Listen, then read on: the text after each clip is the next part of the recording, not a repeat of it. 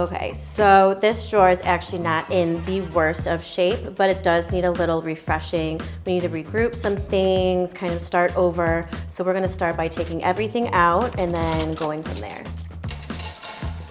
The next process in organizing this drawer is putting in product. The main thing is really trying to find one way to put the product in the drawer. Sometimes it's really a trial and error process. Like, you're not always going to get what you want out of the drawer the first time. So sometimes I like to play around with things. And you can just move some things around.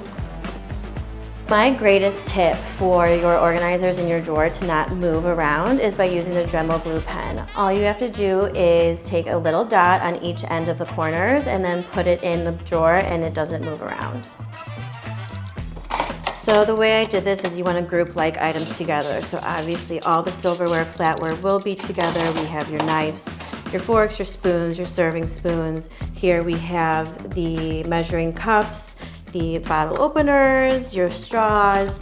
We have peelers and mashers, and then obviously your utensils for cooking. And then everything is in its right place.